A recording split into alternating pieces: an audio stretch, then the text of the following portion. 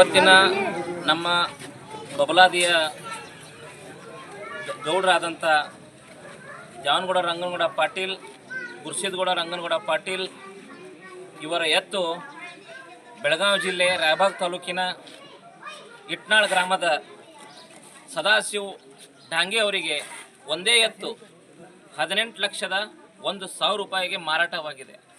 ಬಹುಶಃ ಇವತ್ತು ನಮ್ಮ ರೈತರು ದುಡಿದಂಥ ಪರಿಶ್ರಮದಿಂದ ಎಲ್ಲ ರೈತರು ಸಹಿತ ಇವತ್ತು ಎತ್ತುಗಳನ್ನು ಬಸವನನ್ನು ಮೇಯಿಸಿ ಇವತ್ತು ಇಷ್ಟೊಂದು ಈ ತೆರಬಂಡಿ ಎತ್ತುಗಳು ಇಷ್ಟು ಪ್ರಖ್ಯಾತಿ ಪಡೆಯಕತ್ತಾವ.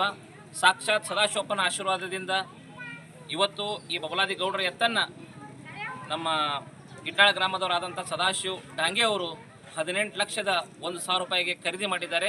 ಸದಾಶಿವಪ್ಪನ ಆಶೀರ್ವಾದ, ಚಂದ್ರೋತಾಯಿ ಚಿಕ್ಕೈ ಮುತ್ತನ ಆಶೀರ್ವಾದ ಅವ್ರ ಮನೆ ತನಕ ಇರಲಿ.